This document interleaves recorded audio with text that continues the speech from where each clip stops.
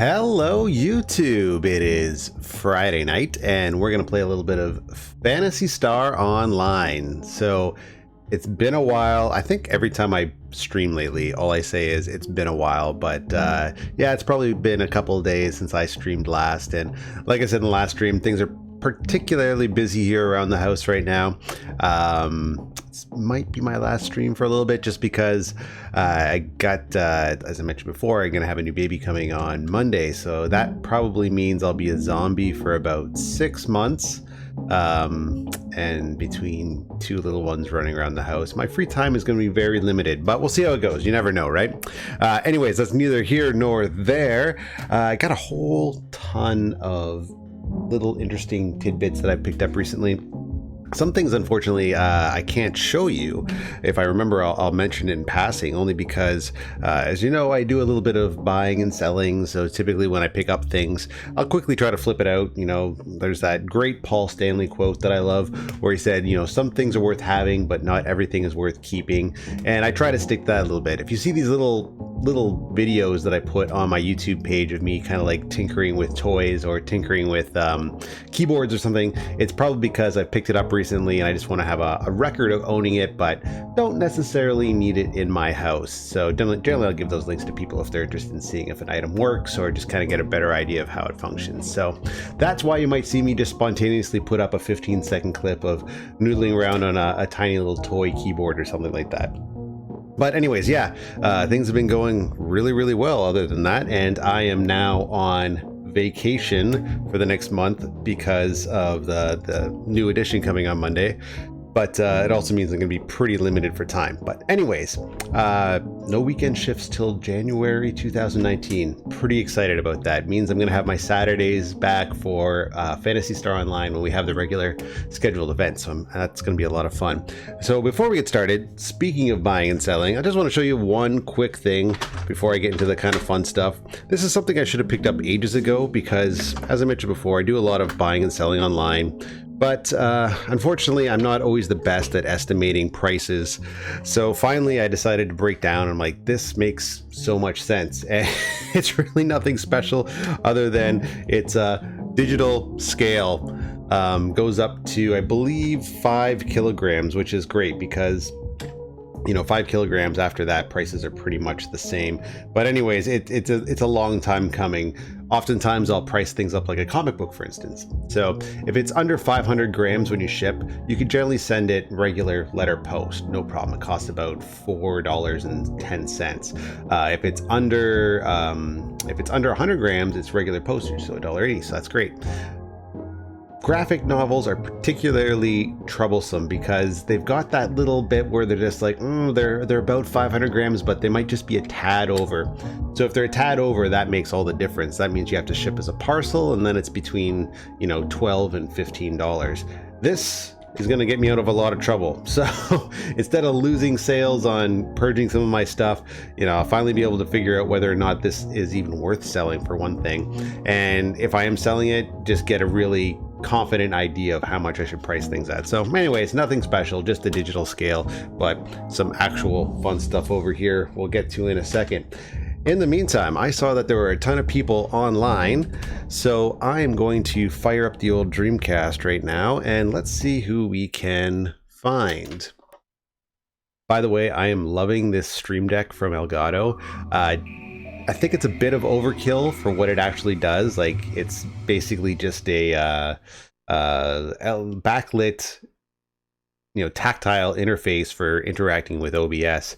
But you know, if you're going to be streaming and you plan on doing it a lot more than I'm using it for right now, it's an excellent tool. I could see how people that do this often would find this invaluable. And from what I understand, it's also compatible with things like Photoshop. So I don't know, I've never tried it with Photoshop, but I imagine it makes it better just with kind of quickly going between keys. So you might notice here on the main screen that I've added a lot more games to the online list. So things like the NFL games, NBA games, and the baseball games, which are down here.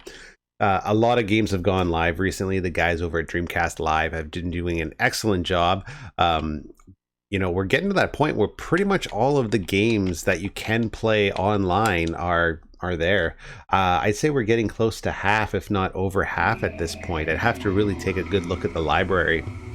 Some of the games that people have been really clamoring for a long time are games like Unreal Tournament.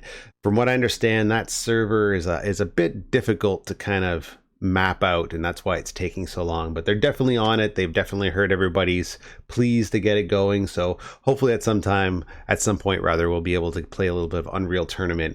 That's a game I used to love on PC. I used to play that a lot with just the local area network between some roommates and I used to have this house that I was renting when I was in college for, oh geez, that was a long time ago now. That's probably like 16, 18 years ago. Anyways, back in a simpler time where we were able to rent a 4-bedroom house and we had 6 of us living there. There was one guy that lived in the basement. He converted the basement into a room, and another guy that lived with his girlfriend in the master. Shockingly, they broke up. But anyways, the whole house, all inclusive, was $635 a month, split 6 ways. Ridiculous. And sometimes we couldn't, like, we were actually couldn't make the $105 to make rent. It was ridiculous. Okay, let's select the ship. Actually, there's some patches. Now, I'm not going to install the patches today because I did install them on a private game. They are really interesting. They are... Okay, let's just see who's on here right now. Vega, Altamira. I'd like to really play Vega. Let's try Vega, see who's on, because Vega's got Towards the Future plus, which would be a lot of fun. All right, who we got? Oh, we got Jaxer. Jaxer's a great player. Cool. All right, well, let's say hello to everybody. Hey, all. Cool. Okay, we're gonna get a decent team started then. Who else do we got? MSN04. Is that a GameCube player? I don't recognize them. Okay, cool. Let's see. Wanna kick off a team? Cool. So Jaxer, I believe, is Jobel in the chat, if memory serves me correctly. I could be wrong. Yeah, so anyways, let's do alt. Let's do alt and see who jumps in. Cool. Yeah, that house was crazy. We definitely treated it like a bunch of guys that were 19. At one point we had a living room area that had this busted up old TV in it. It was a piece of shit. It had lines all through it. It was so I think it went between black and white in color. It was terrible. And we watched old school DVDs and stuff like that on it. Hey, now I say old school DVDs, but at the time it was like modern technology. Organized team, join team, doing it live. Awesome. But we had a dining room and we didn't know what to do with it. So at one point we turned it into a boxing ring. I actually have some old photos of that. And we had these really big 20-ounce gloves and we just knocked the tar out of each other. Keep in mind, we didn't really drink back then. We were just idiot kids. And then at another point, we filled it to the ceiling with balloons. We put a sheet over the side of the door so that way none of the balloons fell out. And that was stupid. And then at another time, we actually decided that we would get dart guns and we would crank 9-inch nails throughout the house on all of our various stereos. And we would play live action Quake. Just chase each other around the house and blast each other with dart guns because we're 19 and stupid. Hey, why not? Yeah, it was fun for what it was. We did not know any better. Okay, what do we need here? Item. What's my mag looking like? My mag looks pretty good. So last time we played, I lost everything, guys. I don't know if you remember that, but my game shut off sort of spontaneously. The power actually went off in my house. So all of the items, everything we earned in that quest, gone. So we're right back to square one, unfortunately, well, not square one, rather. I reloaded the data from the server, so it wasn't that bad, but we lost that hour and a half that we were playing, unfortunately. Cool. All right, so I think we're going to go to the forest. wanna chill in the mines till others jump in.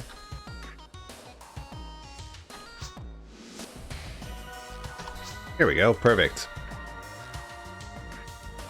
Okay, what else do we got in here?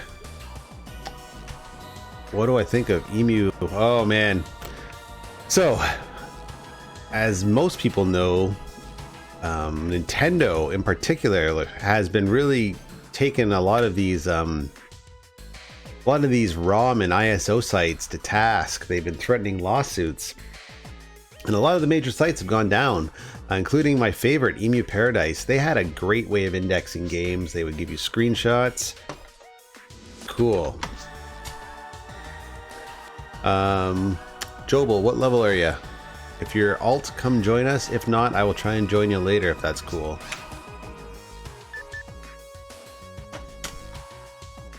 Yep, is that cool? Let me get my high... Oh, okay, let me get the right weapons. Good idea. Alright, and let's just jump in. Yeah, so in case you don't know, basically Nintendo's been taking all these sites to task, and Emu Paradise, one of the biggest, longest running ROM sites, their site is still up, their forums are still up, their links are all down. They've cut all of their links out of fear of, I guess, just a fear of being prosecuted for some reason, which is really unfortunate. I've used Emu Paradise for, geez, ages. I couldn't even tell you how long I've been using Emu Paradise. It was probably about the time I started getting broadband internet, like probably around 2000, 2001, if I remember correctly, is when that all kind of kicked off. But the site rather. But yeah, it's really unfortunate. The guys on the site have announced that they're going to try and get it functioning in some other way. So I'm assuming maybe peer-to-peer and host it probably in some country that, you know, they don't mind, or they have very loose piracy laws. But in the interim, yeah, it's really sad. The whole thing is done, and that was an excellent site. That was the site where I would go to if, say, like, you know, say I was oh, for fuck's sakes. Oh, because I'm debuffed now. No, I don't want to return to Pioneer. Just getting into the Turbo library. Well, I just go there and it would show you like the most popular games that people are downloading, and then some of the most highest ranked titles that people were downloading. So I'd start there. Sega CDs, same sort of thing. Just start there and move on. So yeah, it was a great site. I never participated in the forums, but given it was a site that was around for close to 20 years, it must have definitely had its community. Like, that stuff wouldn't have survived otherwise. But yeah, it's really sad, and it's a real sign of the times. I think deep down we all knew that this ride wasn't going to last forever. And I mean, let's be honest, there are multiple ways to get those games. Torrents are still quite active, quite alive everywhere. You can go to Pirate Bay right now, which is the most popular torrent site, as far as I know, around, and you can get packs for all of those games within a matter of seconds. Complete ROM packs. I don't know about complete ISO packs, but there's that. There's the IRC channels. There's other little forums that people engage in as well. There are just ways. If you ask around long enough, you will find them. And then sometimes in forums, people just have private file lockers that they'll send you links to. I know that when I was going through my Dreamcast library and looking for games to download full GDI rips, I got introduced to a couple people's full file lockers. So there are other methods. We all know that. But Emu Paradise was a great place that you could just go to. You didn't have to jump through any hoops, and you know, like the catalog was pretty loaded. Like, I mean, like, they had basically, you know, every game from every system up there, give or take a few, and in multiple regions too, which is great. It wasn't limited to just, you know, North America. They would have Japanese and PAL Europe and stuff like that. everything you needed. It was a great little site, and even though it's still up, it's not functioning. You know, I've been following them on their Facebook group to see if there's any new news coming out.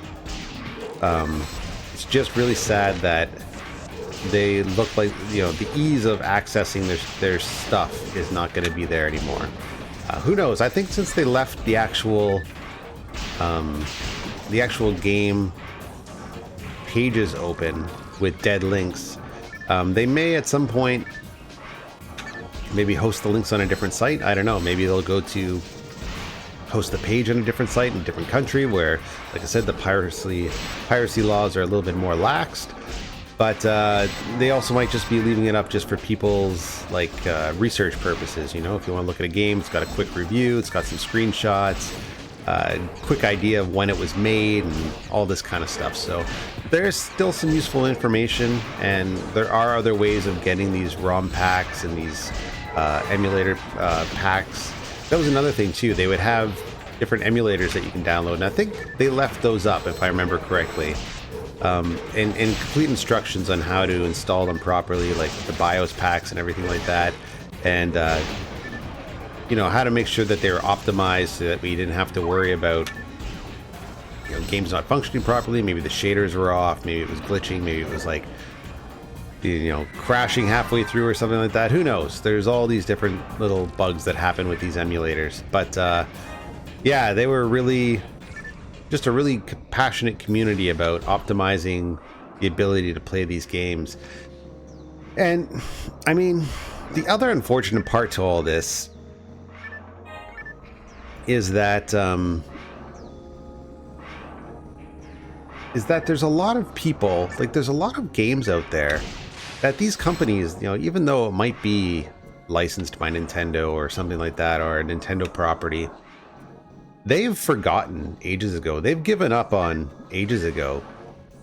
You know, prototypes for games, demos for games, unreleased games, games like the Dreamcast, games like now Sega is really good about this. They typically don't go after these sites who host their material, but you know, people will find unreleased games on these dev units that they buy and rip them, and like some of them were good to go. Like Millennium Racer was pretty much a complete game, and that was found on a dev unit, ripped from it and packaged for people to download.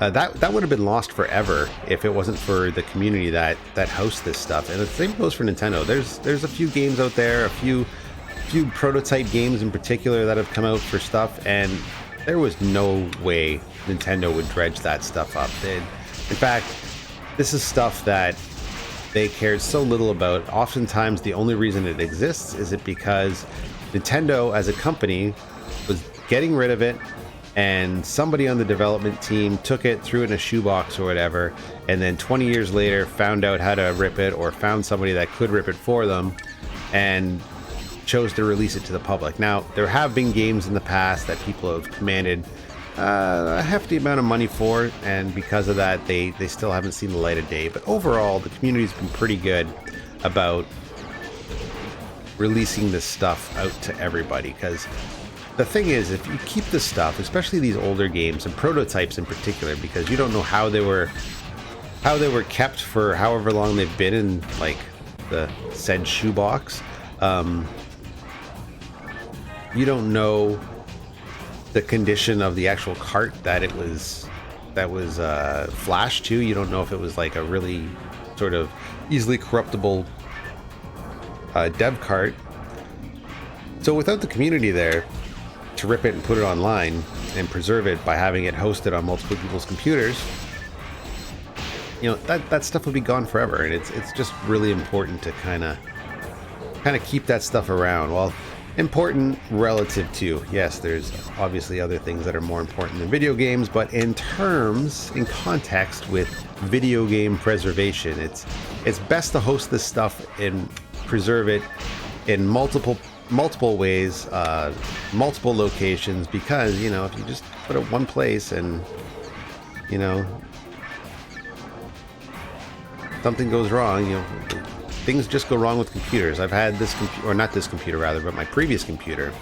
I've had it have a bad hard drive in the past, and when that hard drive dies, there's really no way of getting it back practically. Sometimes you might be able to preserve some of the information from the disk if you're able to, if the disk is still spinning enough that you can grab it from. Then sometimes, if you really need the information, you can go to different companies that specialize in removing the data from these dead hard drives. But oftentimes, once it's gone, it's gone. Like, there's no coming back.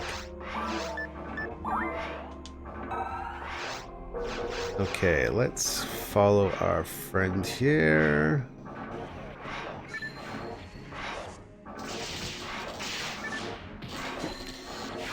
But that said, I'm pretty confident that Emu Paradise is going to come back in some form or another. Just judging by the comments that I've read in the Facebook group, I suspect that somebody from the Facebook group is going to come up with an alternative hosting option, and we're going to see it reborn.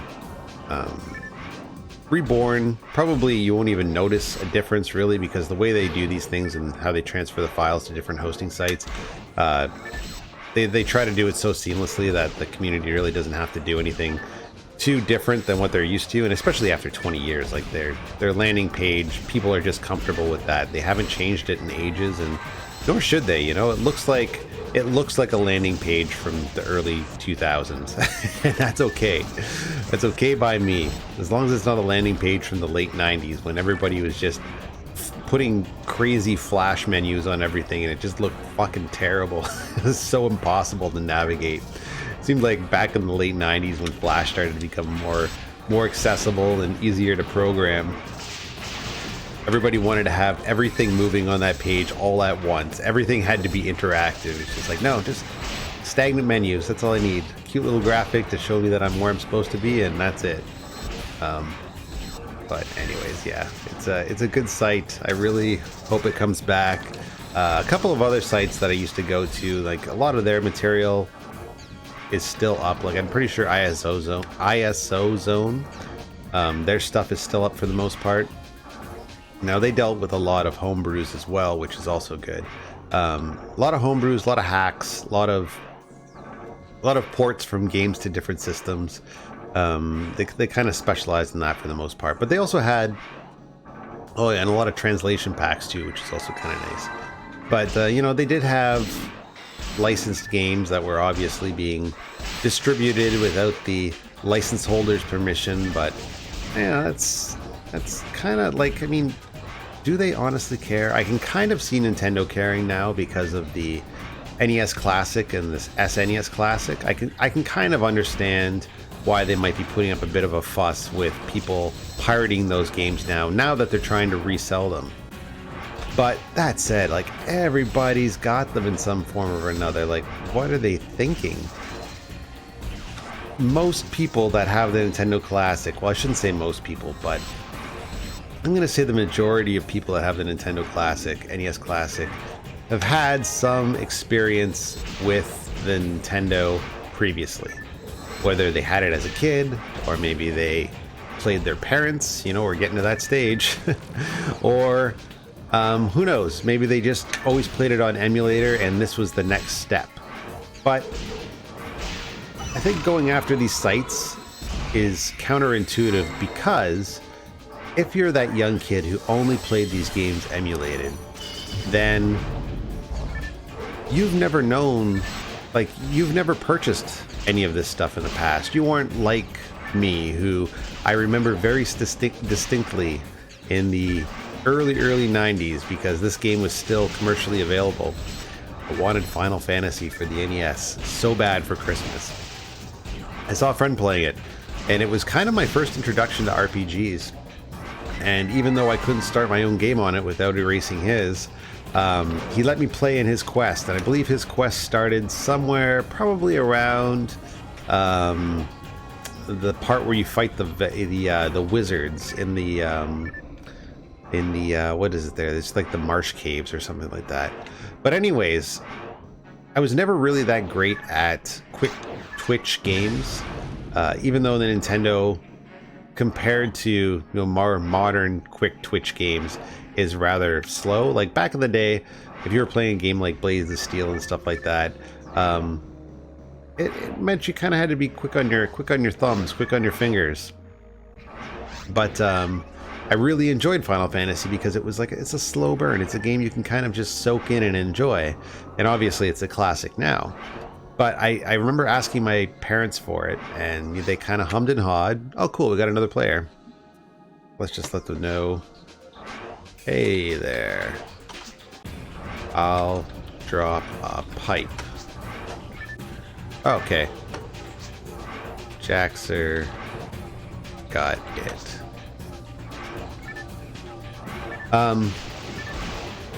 Yeah, so I think I was like a little kid, and we were going through, of all places. Now, if you're Canadian, you know this store, but if you're from another country or if you're from the States, you might not be familiar with it.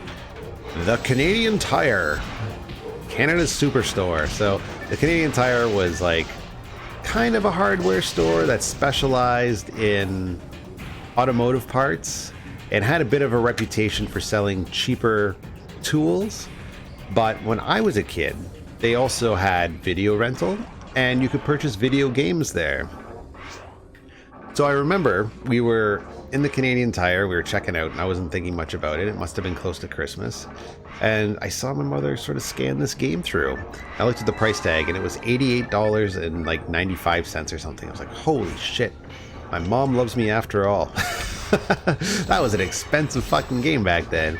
It's still an expensive game for that price. I mean, how many games were 88 bucks? But I remember it was $88. And she bought it for me, and we never had money as a kid, so I was ecstatic to have this game. I really wish I kept the box, I kept the manual, I kept the maps in such good condition for such a long time, like probably, geez, like 15 years, and then, you know, somewhere along the lines of my many moves as a person in their early 20s, it just got lost.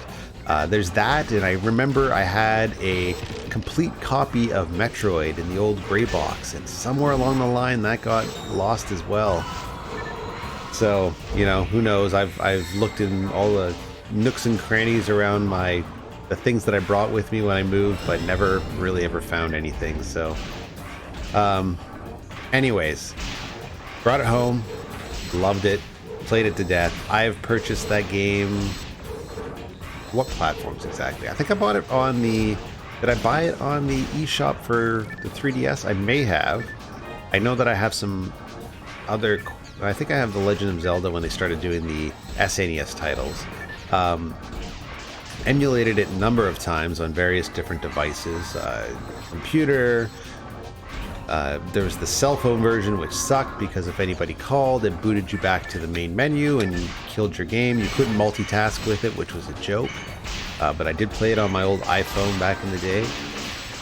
And my DS, when I started emulating on that, I played it on that. The various RetroPies that I've built. Yeah, like I've had it on all sorts of different formats, and it's still a great game. I'll play it every once in a while. I actually have like a first generation portable Nintendo from some company. I can't remember what it is. And, you know, it is what it is. It's kind of cheap looking by today's standards, but when I got it back in 2005, you know, it ran on 6 AA's, and you could play your Nintendo carts on the go. It was fantastic. It was actually the way I finally beat Dragon Warrior, believe it or not. But I digress. Anyways, what I'm getting at here is that I grew up on that game. Now, if they made that ROM officially available in some capacity, like if I was able to go to Nintendo.com and say purchase that ROM for $4.99, a legal Nintendo ROM that I could transfer to whatever device I wanted to. Now that's what they gotta do. They've just gotta let their intellectual property breathe. They gotta let it go. Like, it doesn't belong to them anymore. They licensed it, they sold it on carts, we love it. They forgot about it for decades. The community kept it alive. The community is the reason, ROMs are the reason the SNES Classic, the NES Classic, are one of their best-selling consoles. Not because Nintendo, like, yeah, they made okay games, but like, they certainly weren't plugging those games for the last, you know, 2, sometimes, 3 decades at this point. Like, it's because of the ROMs that they're able to make their money, and they seem to have forgotten that, and it's really unfortunate because I think they fail to see how it's actually helping their brand, letting people play these games that they wouldn't have access to otherwise. Now, you know, I guess you can buy them from, you know, local game stores like retro game stores, and you can, you know, it's not the most expensive game. If I was going to think of games like Final Fantasy, you know, it's not the most expensive game in the world to buy. It only is going to cost you about probably $30 or $40 nowadays, but still, most people don't have a Nintendo. Most younger people, I should say, like I obviously still have a Nintendo. They played it on various different emulation devices. Even if they had an original Nintendo, we all know that hooking it up to a modern day television isn't that great. I understand that you can get a CRT television. The other reality is that those might be good for a little while, but they take up so much space. They're huge. And unless you've got a dedicated game room, you're going to be hard pressed to keep that in an apartment without driving your family nuts or your partner nuts, unless they're into it too. Like, you know, who am I to judge, right? But it takes up a lot of space. I've always debated building my own little main cabinet, but I've just got to thinking that, oh man, that's just way too big to have here. I've been looking for a pinball machine for ages. They have one here in Toronto, and I play it every once in a while at various arcades. There's a barcade here in Toronto called Tilt. It's fantastic. All their games are free. I think the only ones you have to pay for are very specialty games. Like they have some booths where you can play original Nintendos, Super Nintendos, Genesises, 64s, and stuff like that. And I think it costs like $1 for every half an hour or something like that. I don't remember what it is exactly. But you rent a booth and play. So, you know, again, and I'm sure that whatever they're doing is not completely legal on the books either, but they're doing it. They're getting it out there. They're giving people a chance to play it. So the only classic console I would get at this point, to be honest, is if they were to release an N64 classic. I have no affinity to that console whatsoever. It's more a curiosity. I did not grow up on the Nintendo 64. I was kind of in that age where I really wasn't into gaming. I was more into, because I was about, 16 when that console came out. So I definitely would have been more into like playing guitar and hanging out with friends and things like that. And, you know, maybe occasionally playing the odd video game. But most of us, we were kind of out of that phase at that point just because it's just the nature of what happened. Now, I always kind of collected older Nintendo games when I found them for cheap, but it was never really... you know, it wasn't called retro collecting at that point. It was just kind of like, you know, Bill's got these old Nintendo games. That's funny. And that's kind of where it lived and died. But because that system is so particularly hard to emulate, I would definitely get an N64 Classic. I would love to play some of the Zelda games, the Mario games. They do have quite a bit of cool arcade style games. They've got a lot of shit too. They got a lot of sports titles and a lot of racing titles, which I have no interest in whatsoever. But the games that are good are very good, and if it wasn't for that shitty controller, I'm not a fan of it. You know, the various Nintendos or N64s that I've come in contact with over the last couple of years, I probably would have kept them in my possession. But every time I came across an N64, you know, I'd always sell it, and I'd just be like, yeah, I can't do this system. I don't know, something about it. The controller just feels off to me.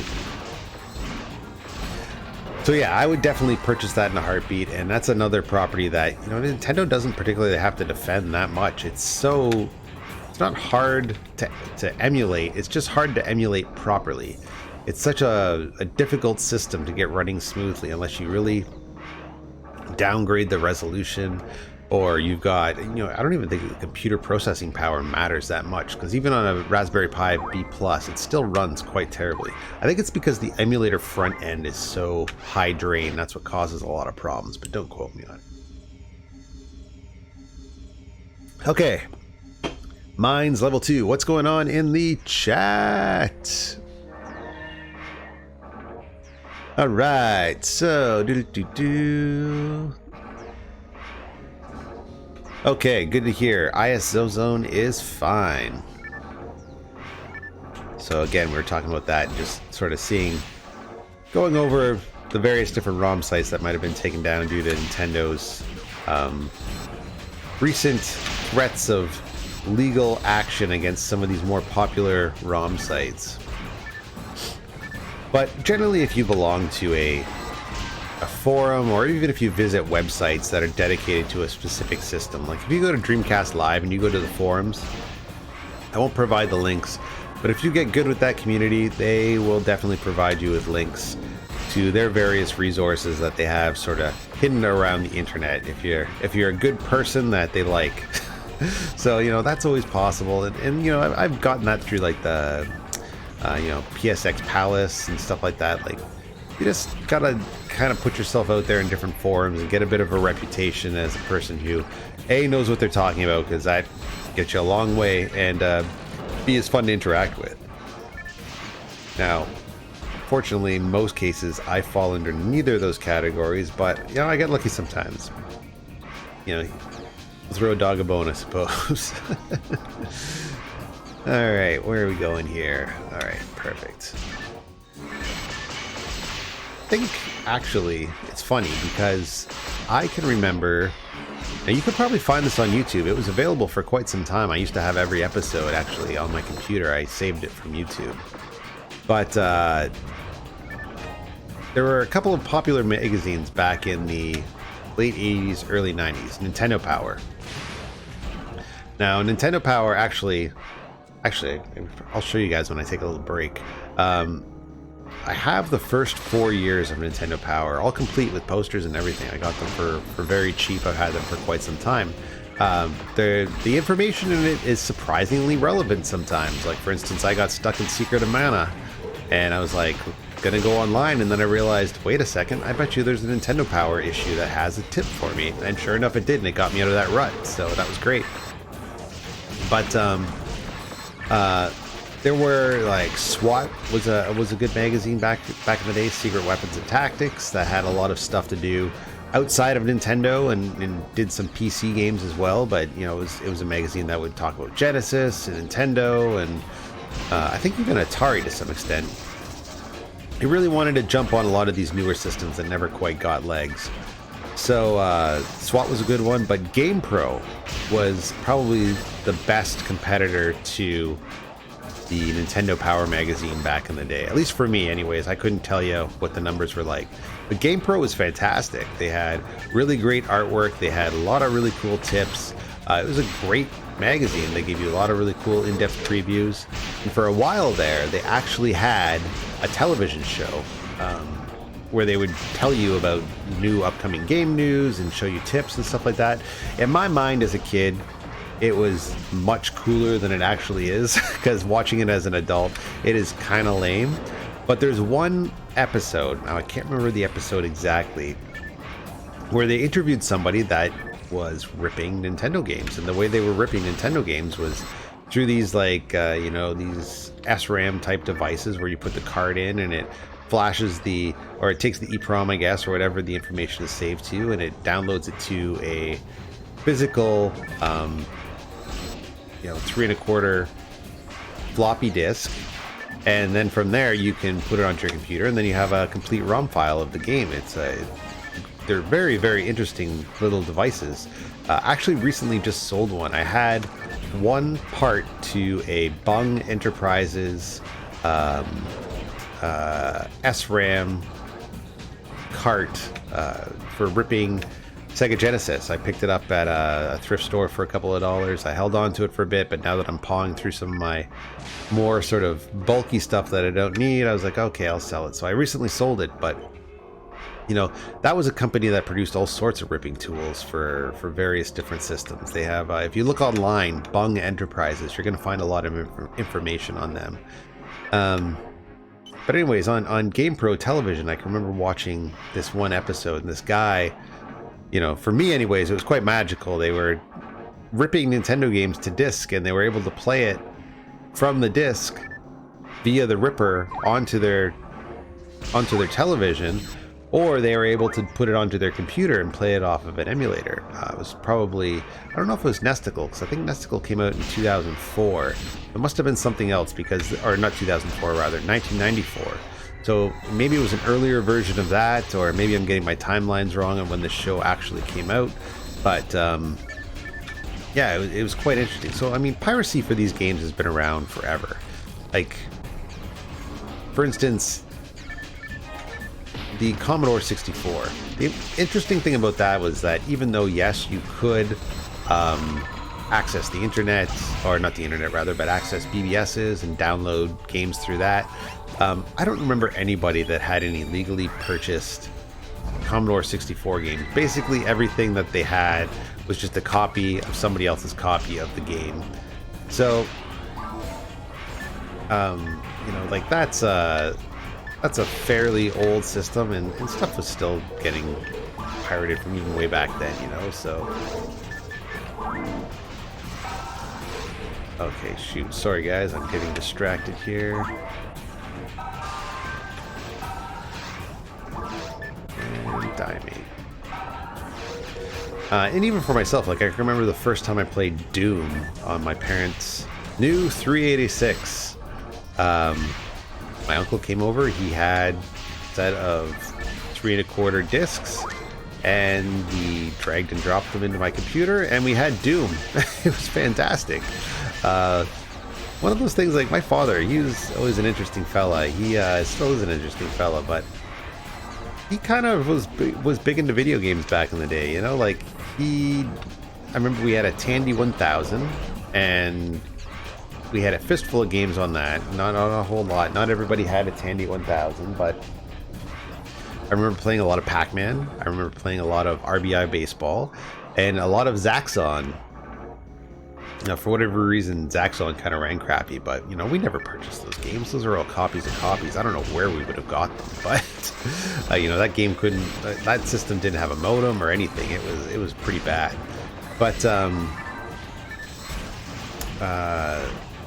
you know, my friends that had the Commodore 64 and then the IBM compatibles and stuff like that, like, they, nobody ever purchased any legal software. Like, that stuff has been copied for ages, and people have tried ad nauseum to get workarounds, and I've never really done any research on this, and correct me if I'm wrong, I could be way off, but I think Steam is pretty much the natural consequence of that. And as far as I know, basically you can't really pirate from Steam, because everything is on their server and they're letting you play it via the internet from their server to your computer. So as far as I know, because of that, you can't really pirate from them, but who knows, maybe you can pirate Steam keys or something like that. But if I'm looking in a thrift shop and I see a relatively modern game, like let's say from 2010 up, and I look at the back and it says Steam activation required, I just put it right down. There's no point. You're just going to get a disc where you could probably install the nuts and bolts of the game, which are completely useless if you don't have an activation code. And then you got to activate through Steam. And then if you can't activate through Steam, well, tough luck. You either buy the activation code from them or you uninstall the game and move on. I think they've got it kind of figured out in that regard, but you know, serials and stuff like that, like it's always been so easy to pirate serials. People have had patchers and crackers and stuff like that for ages. Basically, as long as keys and serial codes have been around, so have patches and crackers. There was a great magazine I used to love, like back when I was a youth, and I was watching all of these movies that really piqued my interest, like Cloak and Dagger, about the kid who imagines this spy character is following him, and is loosely based on a fake Atari game. I used to watch that movie all the time and want to be that kid. War Games with Matthew Broderick, that was another game that or movie that I used to love as a kid. You know, the computer hacker that manages to hack the government, and he's going to launch nuclear missiles. And even Manhattan Project, I used to love that movie as well. It was just one of those things where it's just like, I like the geeky guys. Like, I never was a big fan. Like, you know, the Schwarzenegger types were fun to watch, but I always wanted to be the geeky guy. I wanted to be the super smart guy. It's probably because I hated exercise, so I didn't practically want to be Arnold Schwarzenegger. Maybe if it didn't involve a lot of effort, but that seems hard. And not that being a geek isn't hard, but hard in a different way. Hard in a way where I felt like I could manage this. So anyways, where am I going with this? Oh yeah, so back before the internet, and even on the internet, and this site still might be around. I haven't actually investigated it yet. I could be wrong, but there was a very popular zine that was traded throughout the BBSs back in the day, called Phrack, Phrack. You could probably still download the legacy catalog from some site. It's all text-based. It's all done in Notepad, and it was the Freaking and Hacking magazine that was distributed. So most people know what hacking is. It's just, you know, it involves computers. Okay. Freaking was something else, and I think it's still around in some degree. But I would say that now it's more like social engineering than actual freaking. So phone freaking involved ways of hacking the phone system. So there's a famous guy named Captain Crunch who, you know, figured out that there's a whistle in a Captain Crunch box that was able to allow him to simulate a dial tone to get free long distance, which is great. There was one tip that I learned that was fantastic back in the day when there was no cell phones and you had to use good old payphones, and it was a trick to make free payphone calls, and it was really quite simple. So even today, you can still call on a payphone 1-800 numbers for free. It doesn't cost you anything. It doesn't cost you a quarter. So the trick was, back in the day, that most of these 1-800 numbers would have an automated service, but you would be able to generally find a live operator at some point. So what you would do is you would call up any random 1-800 number. Generally, I would call the player's light line, because that was in the back of a pack of cigarettes and it was easy to find, and you always found somebody that you could get to help you out. So you call them up, you put your hand over the receiver, you don't talk, and you listen to them on the other line, and they go, hello, hello, hello. You wait for them to hang up. It kicks. After they hang up, you're going to get dead air. But if you wait long enough, it's going to boot you back. Oh, for fuck's sakes. It's going to boot you back to a dial tone. And then once it boots you back to a dial tone, you can make free calls. So that was the trick. You just called the 1-800 number and you waited to get kicked out. And then as soon as you got kicked out, you just made free calls wherever you wanted. Long distance, didn't matter. You're not paying for it at that point. So that was a lot of fun. Actually, probably long distance you had to pay for, because you probably had to put extra change into the machine. So that's probably incorrect. But that was one tip that I used up until I think maybe the really early 90s. That was still effective. But yeah, I used to love that magazine, and it would tell you how to pirate games. It would tell you different BBSs to access that would have pirated material on it and stuff like that. It's like there was a very interesting community of early adapters to social media via computer back in the day, which was just really fascinating. I used to love the BBS scene, so much so that I purchased that documentary I showed you probably about a year ago now, that I still watch. It's available in its full capacity on YouTube, and I was in conversation with the guy who made the documentary, and he's actually going to release it free online at some point. But it's BBS the documentary, and it just goes on talking about the relationships people would build online. Like, I think I had my first theoretical girlfriend that I met through BBS. I was probably like 12 or 13, and I remember playing a lot of Legend of the Red Dragon, which was a backdoor game that you could play on or a door game rather, that you could play on BBSs, and it was all text-based, and it was very time limited with what you could do. And there was a a bug in it that hey Vaughn, I'll drop a pipe. Okay, let's drop a pipe for our man Vaughn. Okay, cool. And actually, while we're here, why don't we feed our mag as well so it does not get angry. Oh, I only got 2 left.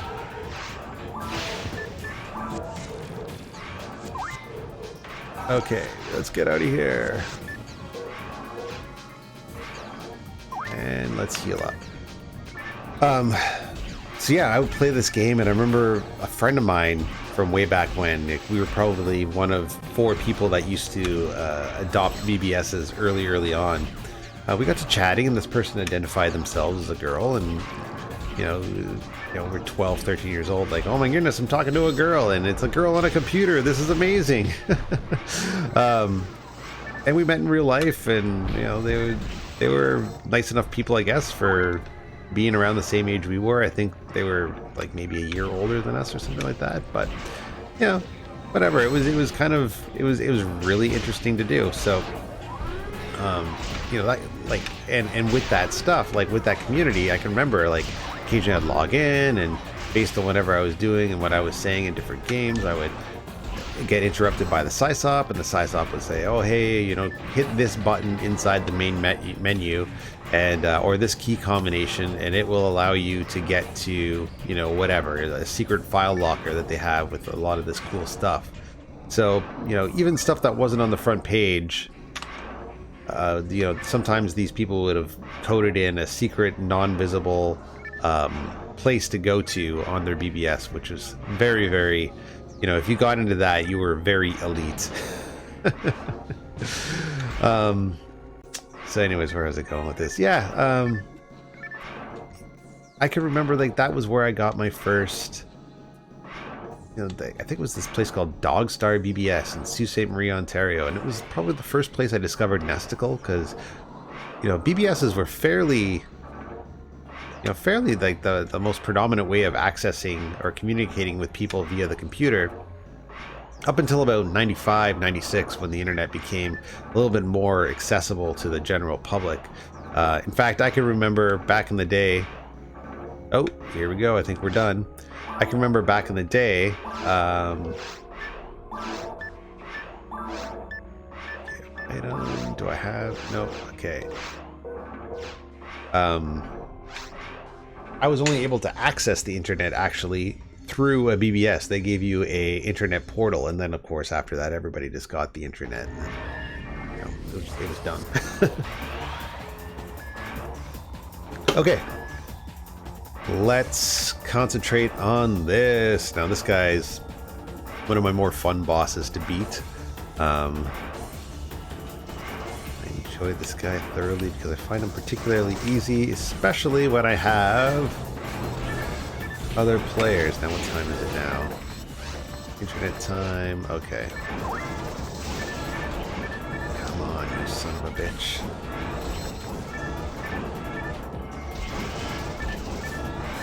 Okay, bang, bang, bang. Let's take it out. Okay, I've really got to go through my weapons and see what I have here that might work better for different levels. This weapon seems to be holding up pretty nicely, but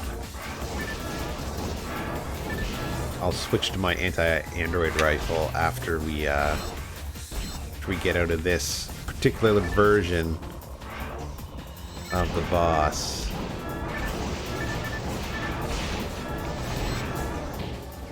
Okay, where's he hiding? Where's he hiding? Bang, bang, bang!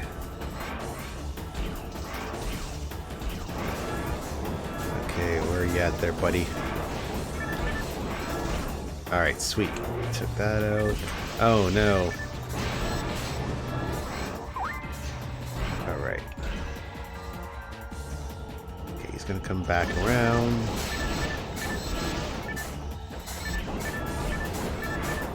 I think he's almost done. Okay.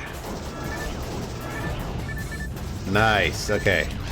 Time to switch to anti-android rifle. Okay, let's see if we can do some major damage on him now.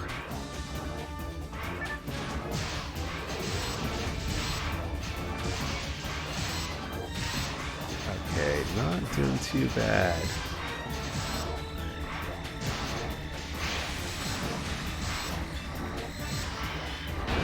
Oh shit!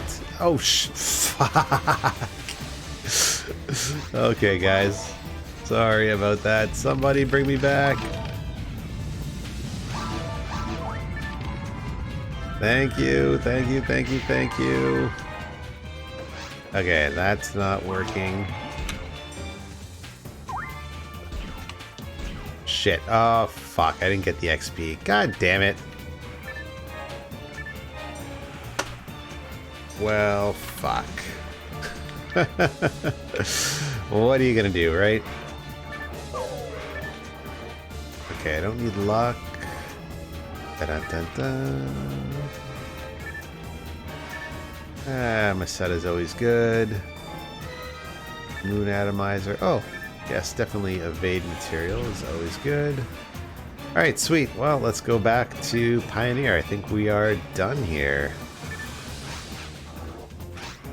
Bang. Oh, that's too bad. Died at the last second. You know what? If I would have kept my original weapon, that wouldn't have been a problem. Alright. Not the end of the world. Okay, we gotta stock up on Dimates. We gotta sell some of this junk.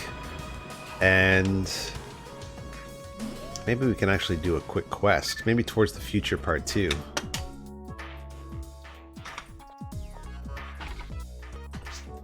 Let's see if we can interest anybody in that. Okay, we don't need that. Let's see if we can apply that to anything. And we got a nice little basic mag. That's always kind of nice. Cool. Okay, bye. Yep. And what do we got here? Nothing that we really need. Okay, let's see if we can apply any of this stuff to our... Actually, one thing we're going to do first is feed our mag. Okay, Dimate. Part of me really wants to jump back to the lobby and save my game, but I think the last time was a bit of a fluke, you know, and the amount of time I've been playing this online, or just in general, I don't think I've ever really had a situation where the power just randomly goes out in my house. Okay. Dimate, 3, 5, okay, cool.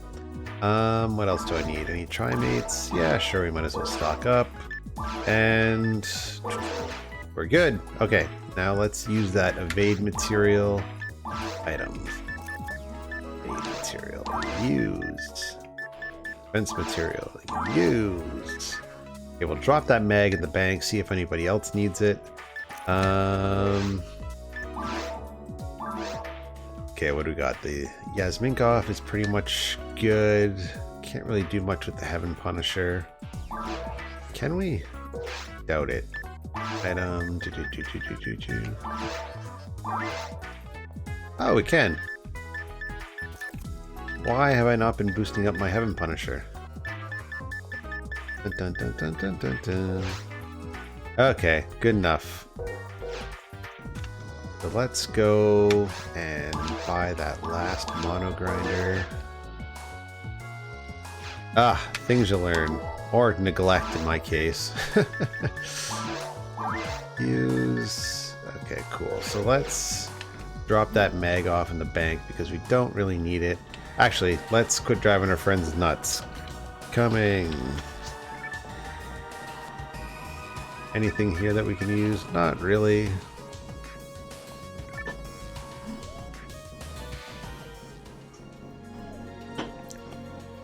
Alright, sweet. Let's load up the quest, and while we're doing that, getting in the game, I just want to show you guys a couple other neat things. So, I got a whole whack of toys here recently. We'll get to those all in a minute, but I just wanted to go after some of the other kind of cool stuff. So I was able to pick up a couple of PS1 titles at some thrift shops. So I found a copy of Tomb Raider 3, which I don't have. MechWarrior 2, and oh sorry, Tomb Raider 3, Tomb Raider 2, MechWarrior 2. All in mint condition, look really good. So I was kind of happy to have those in my collection. I'm probably, to be honest, I'm not a huge Tomb Raider fan, but it finishes off my Tomb Raider set for the original PlayStation. I think there's one game that I'm missing on it, but overall I've got most of the good games. So, all right, where are we going? Anybody going to the bank? Let's just see if we've got any grinders, and I'm going to quickly boost up my Heaven Punisher if that's the case. Okay, oh shit, we've got all that stuff we've got to use too at some point. Fuck. And no grinders, a whole lot of red weapons.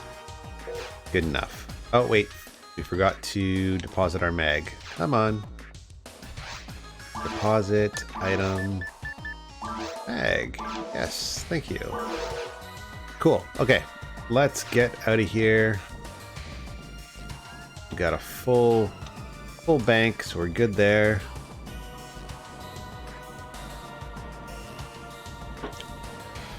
And let's find our crew. Awesome, I guess they're just waiting for me. Okay, let's do it. Force 2. So I'm also going to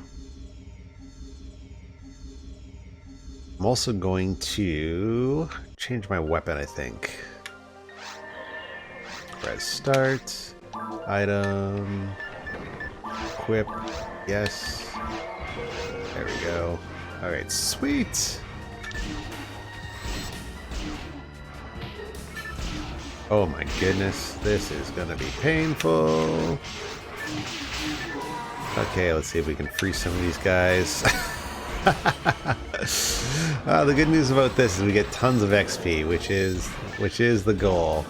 I don't know if this crashes on DreamPi, I'll be honest. Now, I know there was a new DreamPi image that was recently released, DreamPi 1.7, and from what I understand, it has lots of bug fixes in it, so that may be the route to go if you only have DreamPi and you want to do towards the future. But I gotta be honest, I have played some quests where there's lots of things happening on the screen, and the DreamPi connection unfortunately does not handle it very well. There's a couple of quests in particular, there's a couple of quests in the seasonal events that I think you're still kind of unable to complete if you have a DreamPi, unfortunately. So just be aware of that. Towards the future plus, I don't know about though. Oh, cool. Cool.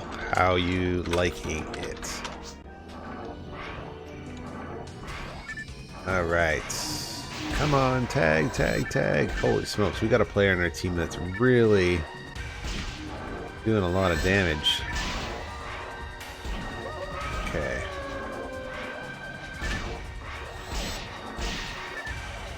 Alright, let's get to a... You can see even from the lag here. Now keep in mind, I'm using a BBA with a USB GD-ROM, which basically means, you know, it's the fastest possible way you can play these games. And I've got a heavily modified Dreamcast, I've got a new cooling fan, I've got a new PSU and everything like that, and still it'll bottleneck occasionally and your game will slow down. So I think that's just the programming. Okay, sweet. I haven't tried with Q3, but I never had any problems with DreamPi. Okay, let's jump in. I think... Oh, we can't do that. Okay, let's just wait for Akia to jump in. And let's fight some double dragons.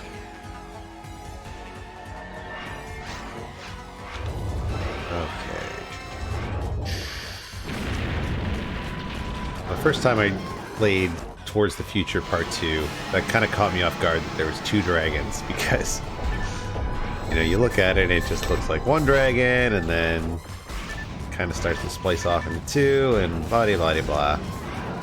You know how it goes. You know how numbers work. Okay, let's see if we can sneak over here to get the head.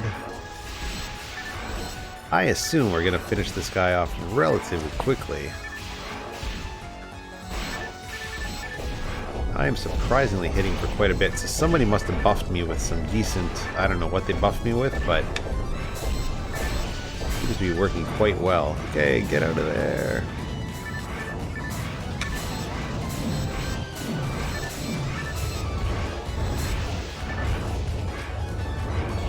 Okay, come on, come on.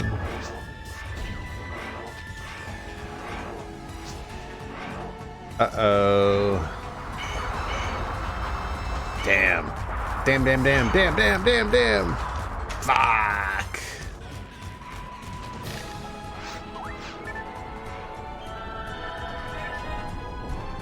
Okay, let's see if we can... this guy. Bang, bang. Okay, let Jaxer fight.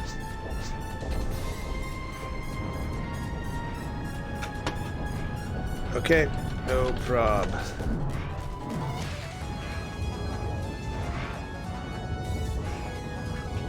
Alright, so we're gonna hang back and let Jaxer fight.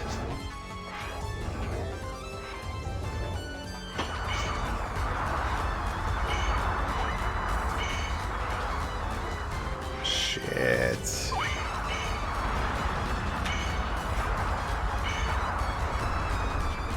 Alright, so unfortunately I am not a support class, so we're just relying on Jaxer to finish off this round.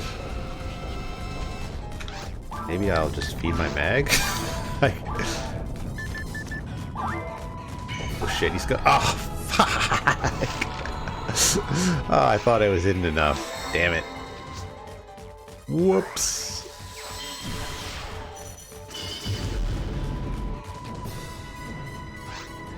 No, I don't want to return to Pioneer. Come on, somebody help me. Damn, that sucks. That's going to be a long haul, too, because it's just one person fighting both those dragons. Basically, it just takes one shot from one of us that's not on EP, and then we're back to square one. Alright, well, while we're waiting for that... oh, wait. Oh. Come on. Okay, get out of here. Get out of here. Shit. Okay, I gotta find a corner to hide in. I need a corner to hide in.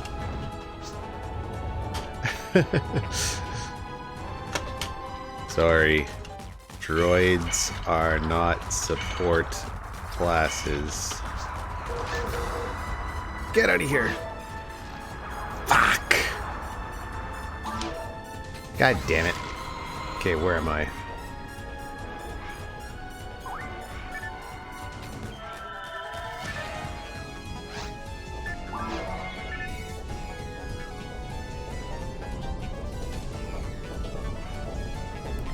Oh shit, he's coming right for me. Alright, let's just try and get around here while Jaxer finishes off these guys.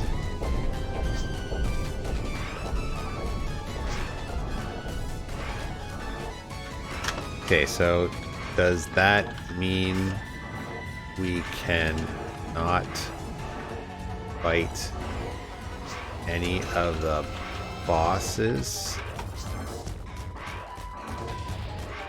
Because if that's the case, this means that this is not probably going to be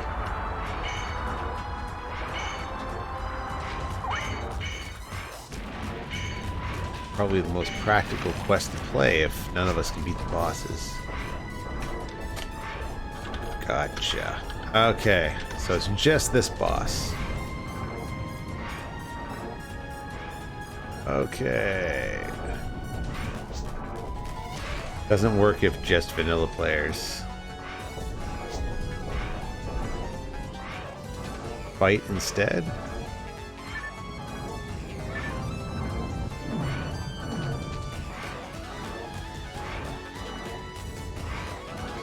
Okay, so I will follow your lead. Oh shit, shit, shit, shit. Oh fuck. Okay, that was a close one. Okay, so what are we doing here? Right now we just kind of in survival mode, just trying to avoid the attacks of these dragons while Jaxer finishes them off, but I haven't seen a shot taken at these guys in quite some time, so I don't really understand what the strategy is here. Oh geez, it's only hitting for 24 as well. Oh man, that's gonna be a long grind. Fuck. Oh shit, shit, shit. Okay.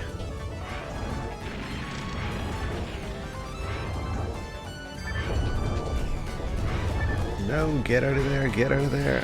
Oh, and this is where the camera becomes quite an issue. I cannot run fast enough. God damn it.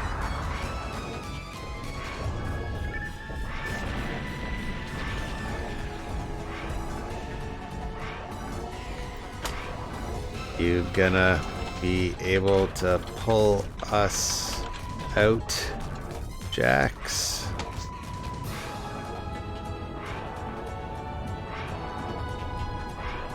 Alright.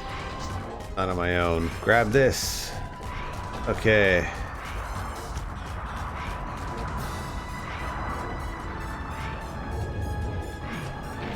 I am using Eve's PSO V2.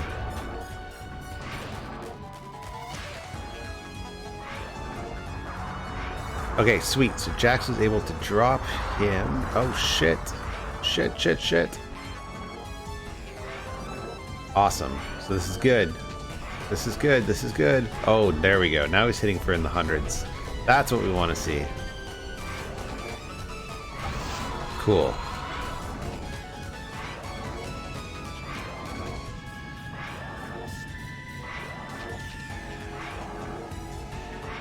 Yeah, the only problem is if I attack right now, apparently it brings the dragon's HP back to...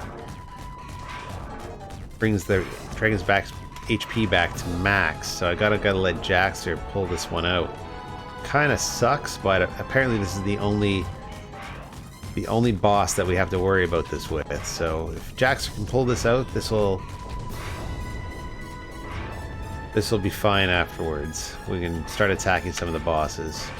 But yeah, I'm aware that if I'm not hitting, then I'm gonna lose the XP, unfortunately. It looks like Jaxer's actually hitting for a decent amount now. Well, still might be a long slog, but we'll figure it out. Okay, now he's gonna launch some snowballs. Shit, shit, shit! Get out of here!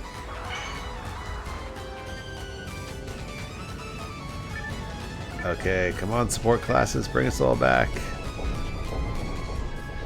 Nice, thank you!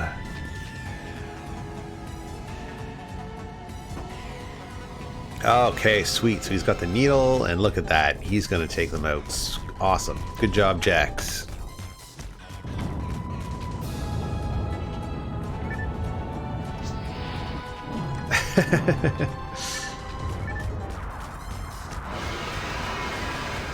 Nice. Oh shit.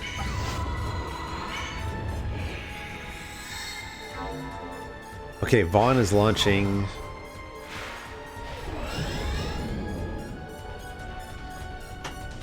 Can I still launch my mag without bringing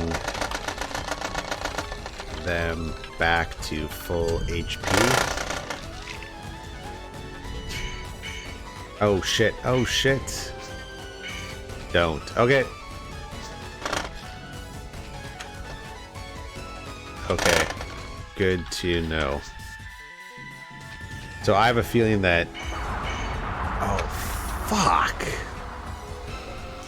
I think Vaughn probably had his buttons mapped to where he was trying to hit health and he accidentally hit the mag instead. Okay, this is not good. Okay, so we got that. We got our Meseta back. Well, let's see if I can hide in a corner. And maybe I can feed my mag? I don't know. Would like to do something productive while we're waiting. Okay, it looks like I'll be able to do that. Okay, cool. Oh, oh, oh, no, no, no. Alright, I gotta find a support class. Holy smokes. Wow. Come on, support class. Get out of here, Tails.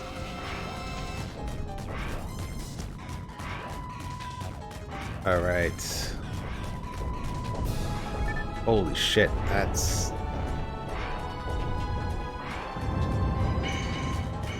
Ah, fuck.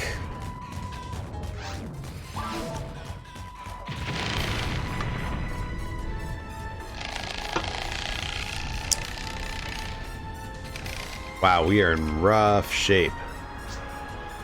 Someone give me moons. Oh, shit. I might have a few. Well, rip, LOL. Fuck.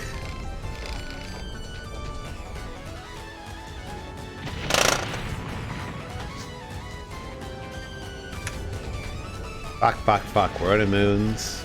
Oh, I guess Vaughn's just dying. He doesn't really... Okay, I have a plan. First, I need to die. Alright. Good plan.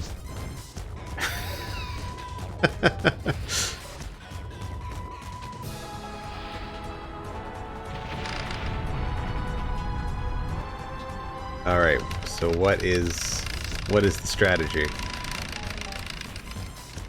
Okay, when invisible wears off, okay.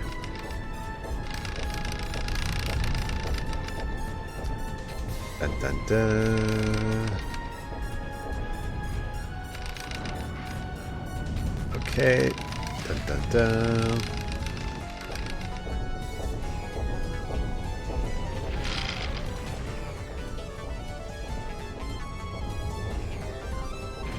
Well,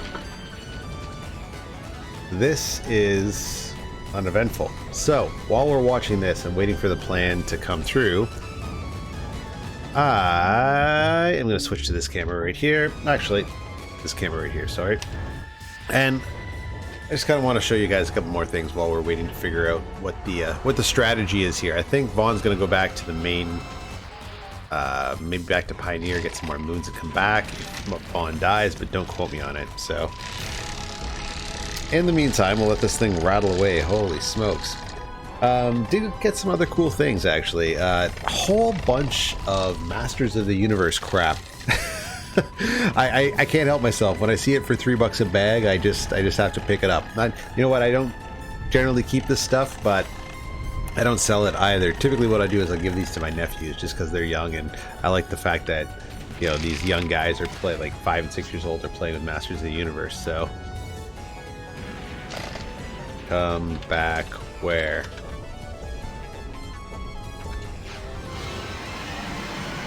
Oh shit, a dragon was beat.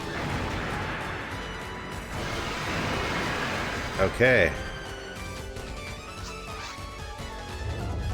Okay. Sounds good.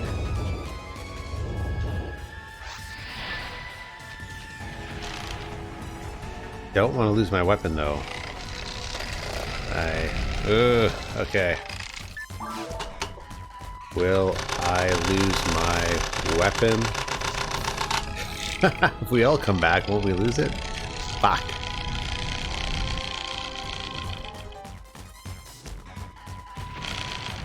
Okay, so we're down to 1 dragon, so we should be okay. Anyways. I've got an Cyclops, which is kind of fun. Sorry guys, I'm so pissed off at this game right now. Oh, we're not doing very well. And got this like bizarre variant of Skeletor. I don't know, maybe somebody out there knows who he is, but he looks like he has some sort of like dragon that goes on his back. Kind of neat. These guys, I don't know who they are exactly. I used to know their names, but I know that they're Masters of the Universe figures, so got this guy, and this, I can't remember what this guy's name is exactly, but this guy's kind of fun because you put a little wheel on him, you just kind of pull him back and he goes flying. But that's neat and everything like that, but one of the cooler, oh shit, the game is froze. Motherfucker, are you telling me that this is going to be another game where I've just wasted the evening? God damn it.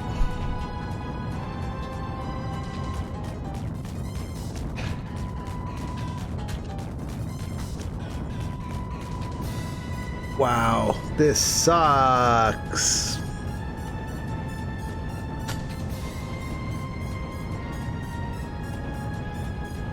Huh. Nothing, eh? Fuck. Well, it is what it is. Okay, well, while we're just waiting for that, maybe it'll come back. It probably doesn't. Ended up getting a Rip Rider as well, which is kind of a fun little accessory. Sorry guys.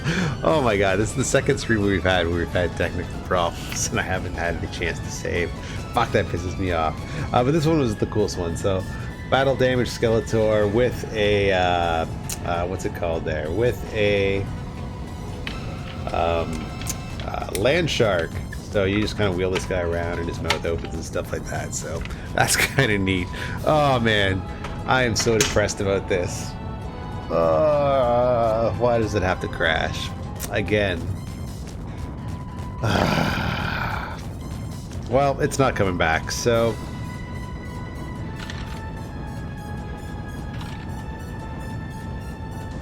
I think we're probably gonna have to do a hard reset.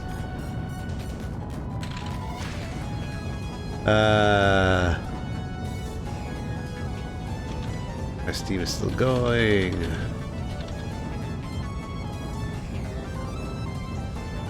You can restart and recover your stuff. Yeah. Alright, well, let's do it right now. So let's power down. And let's jump back in.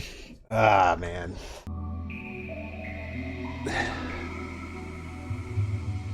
Fucking disappointing. Alright. Well, let's just jump back to this lovely screen here and let's just go back online. So I probably lost all of my stuff. Fuck, I did lose all my stuff because it was all just sitting there. God damn it.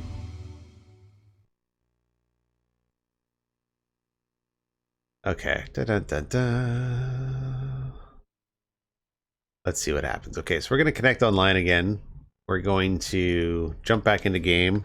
Let's just talk to our friend Vaughn real quick. Yeah, let's just talk in the chat.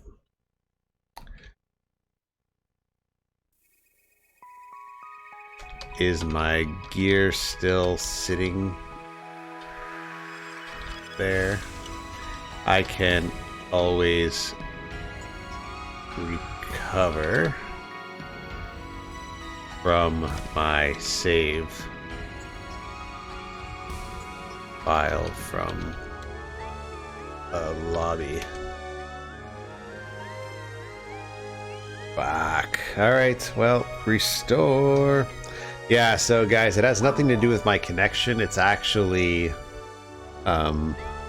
the game itself, I think, just kind of freezes. Vaughn. Let's ask Vaughn, actually. Whoops, wrong one. Did anyone else get booted? Okay. Dun, dun, dun. Okay, yes, of course I have no money. I have no money, no weapon, no nothing!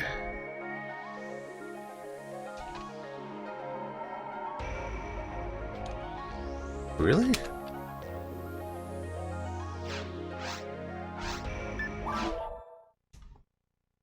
Fuck, that's terrible.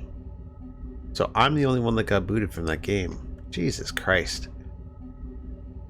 Well, let's see if anybody has any theories. Any theories?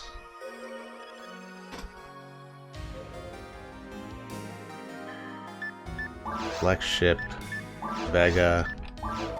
Nope, don't want block 2. Jeez, okay.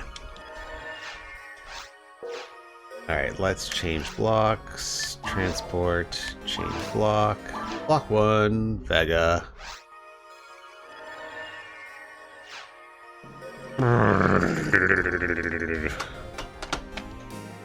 Bad luck indeed. Second time in a row. Technical problems. Alright, let's restore, recover. Gonna restore.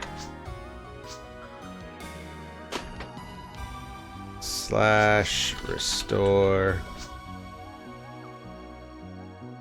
1. Okay, here we go. So we are restored, and we have to exit now to save. Item packs. Items. Yep, we've got everything. Yay. And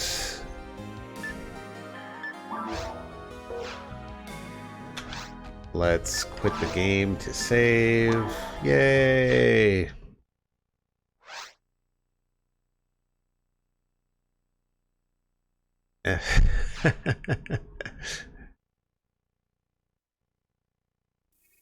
All right, so we're saved, and let's jump back into game. Man, that is disappointing. That's another, what, hour, almost an hour and a half down the drain. So the last 2 games I've lost basically 3 hours of gameplay. Fuck. Alright, so let's see what's going on. See if anybody has any theories why the game actually crashed. I don't think it has anything to do with the setup. The setups, it's just sometimes the game crashes. That's all it really amounts to. I've had very limited problems with this, but just had a couple of strings of bad luck is all. So let's just talk to our friends. Any theories? I figure it can't be my setup. It's pretty fine-tuned.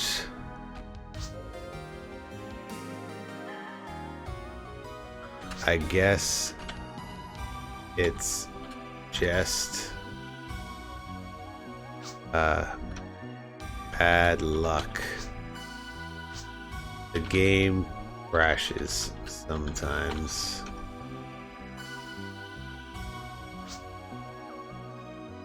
It's really only happened about maybe 6 times in my life. Doesn't happen often. Okay, so I have all my gear. All right. Plan will be to go. Okay. All right. So we've got a restored game. Good luck. All right, let's try one more round. I'm actually going to just quickly take a break, which will probably mean beating my head against the wall, but that's okay. I will be back. Wait, let's burst first. Okay, organize team, join, TFF. Okay, players bursting. Organize, join team, TFF. Can't join players bursting. Okay, let's wait for everybody else to burst. I will be back momentarily.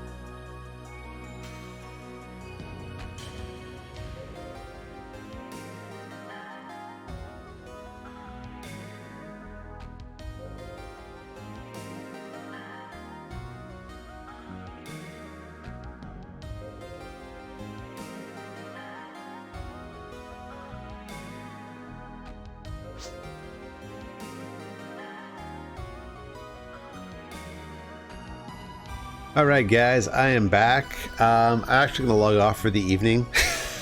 It's about 11:30 here. I can't really put another game in, but yeah, I really apologize for that. That didn't really work out as planned, but I will be around tomorrow. Yeah, tomorrow's pretty much my only free night before things get busy again. But anyways, thanks for watching, everybody. Really appreciate it.